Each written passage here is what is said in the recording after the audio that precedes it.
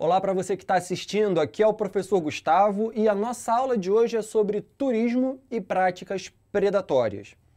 Então a gente precisa ter em mente que o turismo ele é uma atividade econômica muito importante, né? E também muito divertida para quem pratica. E quando a gente fala de prática predatória, parece não ser algo tão bom, né? O que seria o predatório?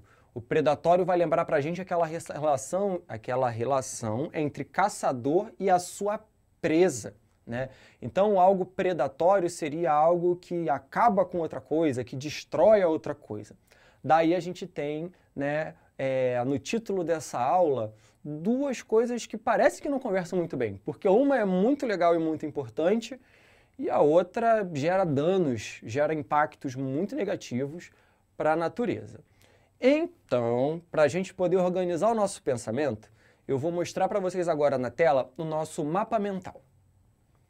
Bom, como vocês podem ver aí, para a gente falar sobre o turismo e essas práticas predatórias, esses impactos ambientais, a gente vai seguir dois caminhos que vão se encontrar no final. Primeiro eu vou falar um pouquinho mais sobre o que é o turismo.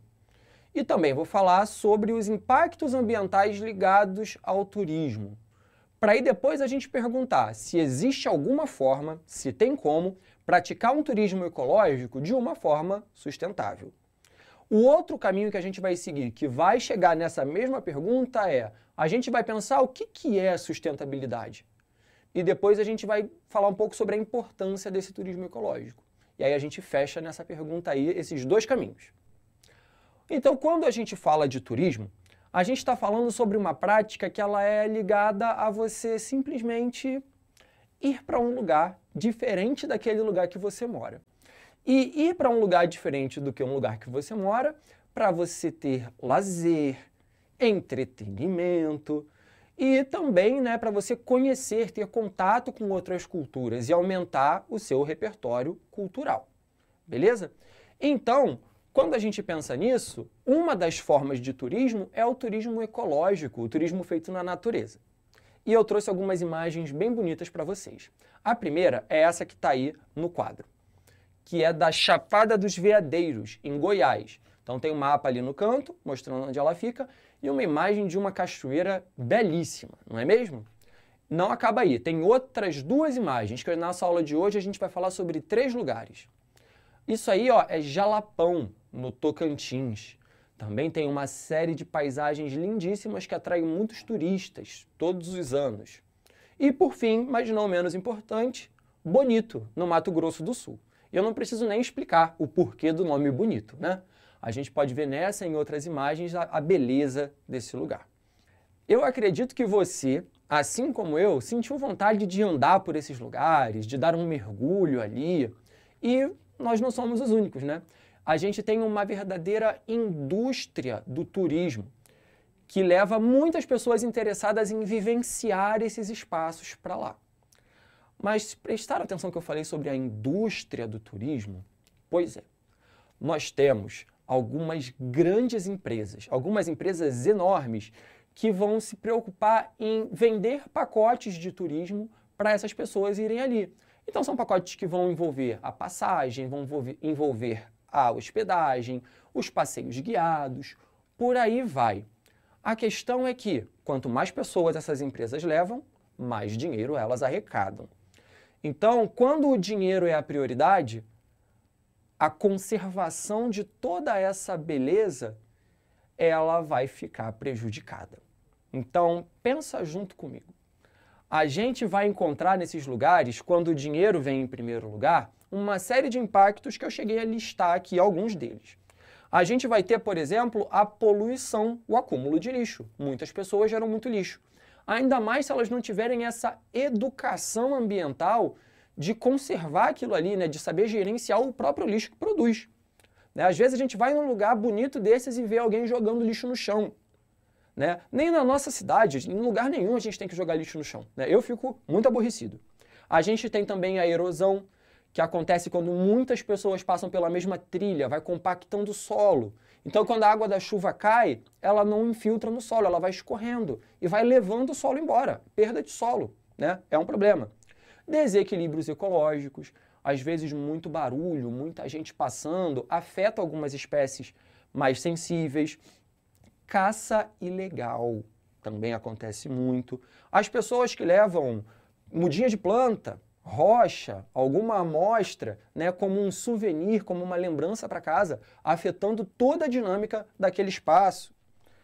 A gente também tem caso de pichação, acreditem, pichação nesses lugares lindíssimos. O próprio desmatamento, muitas vezes para construir novos hotéis, novas pousadas, bares, restaurantes, né? Por vezes a gente tem incêndios causados por pessoas que acampam e fazem fogueira de uma forma completamente irresponsável. A gente vai ver muitos dos povos que vivem ao redor vão migrar para esses lugares turísticos, né, em busca de todo o dinheiro que vem desse turismo, né, para trabalhar nesse setor de alimentação, artesanato, por aí vai. A gente vai ter, em consequência, os imóveis vão ficando cada vez mais caros e o custo de vida aumenta, vai ficando caro viver nesses lugares. E aí a gente se pergunta, e quem mora ali há gerações e gerações e gerações?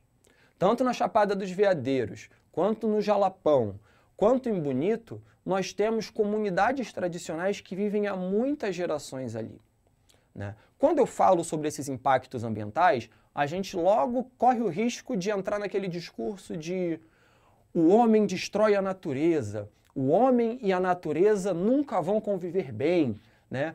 A natureza, ela deve ser preservada, ela deve ser intocada, mas na verdade existe uma série de comunidades tradicionais que provam que quando a gente não coloca o lucro em primeiro lugar, existem formas harmoniosas do homem conviver com a natureza. E nesses 3 lugares nós temos um tipo bem interessante de comunidade tradicional. No caso, eu estou falando dos quilombolas, que são aí pessoas que vão formar comunidades que são remanescentes dos quilombos, que são formas, né, de resistir à escravidão, que foi um evento tão cruel que marca a história do nosso país de uma forma muito triste. E essas comunidades, elas dão uma grande importância à natureza. Então, elas buscam conviver com a natureza de uma forma harmoniosa. Então, não seria muito interessante que todo esse saber que eles acumularam ao longo de gerações e gerações e gerações fosse levado em conta na hora de calcular quantos turistas deveriam estar ali, em que épocas deveriam estar ali, em que épocas a natureza deveria receber um descanso, né? E de que forma essas pessoas, né, essas comunidades, que elas sofrem com uma falta de apoio, né, um apoio insuficiente, seja do poder público, da própria sociedade civil organizada, que elas recebessem mais apoio ali para manter os seus modos de vida. Porque nós estamos falando de modos de vida que podem ser exemplares, que tem muito a ensinar para o nosso modo de vida, que é um modo de vida onde quem governa de verdade são as grandes empresas que colocam o lucro em primeiro lugar. Aí sim, afetando bastante a natureza. Então, como eu prometi, eu vou para o outro lado daquele nosso mapa mental. E eu vou falar um pouquinho da sustentabilidade. O que é essa sustentabilidade? O que é ser sustentável? A sustentabilidade diz respeito a você ter práticas atualmente que não afetam o futuro dessas mesmas práticas. Ou seja, no caso do turismo sustentável, se a gente continua praticando o turismo como pratica hoje em dia, a gente ainda vai ter essas belezas naturais, essas paisagens, essas comunidades que vivem ali da mesma forma para o futuro, ou a gente está ameaçando a existência desses futuros, desses recursos e a existência dessas pessoas no longo prazo. Ou seja, se você não consegue sustentar a existência desses recursos e da qualidade de vida para as próximas gerações, não é sustentável. Então, aquilo que é sustentável é aquilo que você faz agora, garantindo para o futuro. Então, eu vou dar alguns exemplos aqui de acontecimentos que mostram que o turismo, como ele tem sido praticado principalmente pelas grandes empresas, ele não é sustentável. Então, eu tenho aqui para vocês na tela uma imagem da Chapada dos Veadeiros. Quando a gente olha essa imagem da Chapada dos Veadeiros, a gente vai achar cada vez mais absurdo que ali existam lixões. Sim, lixões, grandes acúmulos de lixo, que exista despejo de esgoto feito de forma irregular, sem tratamento, que as pessoas façam pichações e que as trilhas superutilizadas, né, e algumas construções e o desmatamento levem à erosão, à perda de solos. Da mesma forma, quando eu vou para o seguinte, aqui no Jalapão, onde eu tenho essas duas imagens que são tão bonitas que eu até fiquei com dificuldade de escolher e usei as duas, que a gente tem a caça ilegal, que a gente também tem acúmulo de lixo, que receba-se mais turistas do que a natureza aguenta e que, mesmo com tanto dinheiro vindo do turismo, ainda exista muita pobreza por lá. Não estou esquecendo de Bonito. E aqui eu trouxe a imagem de uma tufa, que é uma formação de calcário que leva centenas de anos para a natureza produzir. E acredite, tem gente que sobe nelas, elas são muito frágeis, colocando elas em risco para tirar foto. E também o aumento da urbanização, o crescimento das cidades ali, o que pressiona a dinâmica da natureza. Eu não estou dizendo que o turismo é ruim. O turismo ecológico ele é muito bom. A gente precisa estar em contato com a natureza. O ser humano ele é parte da natureza. A gente precisa aprender a valorizar a natureza e ter vontade de conservar, de viver em harmonia. E o turismo ecológico ele é uma forma importantíssima de despertar em nós essa vontade de ter uma relação nova, uma relação mais saudável com a natureza, certo? Então o turismo ele é muito importante. E é aí que a gente vem para aquela pergunta inicial, né? Se é possível um turismo ecológico feito de forma sustentável. Ele é possível desde que se respeite a dinâmica da natureza, desde que a gente tenha cientistas, pesquisadores para planejar isso, né? Assim como a gente tem os saberes dessas comunidades ancestrais que vivem ali também envolvidos. E que não seja o dinheiro em primeiro lugar, mas que seja a nossa relação com a natureza em primeiro lugar. Então, aqui na tela está o nosso mapa mental preenchido, que você pode pausar e copiar, certo? Então, nós vimos que o turismo é uma atividade econômica ligada à visitação de lugares que não de moradia habitual, por determinado período de tempo, para fins de lazer, entretenimento, cultura, etc.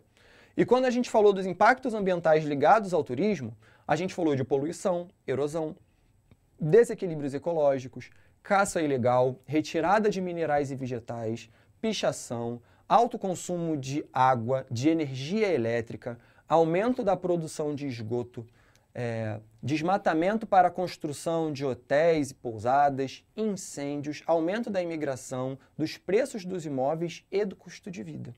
Por outro lado, nós vimos que a sustentabilidade ela é alcançada quando as atividades do presente podem continuar sendo praticadas no futuro sem ameaçar os recursos naturais, a economia e o bem-estar das pessoas.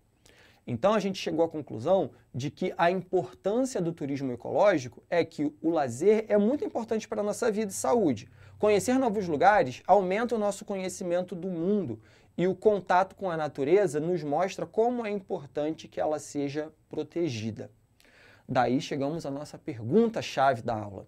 Tem como praticar turismo ecológico sustentável? Tem. O turismo ecológico não pode ser exploratório.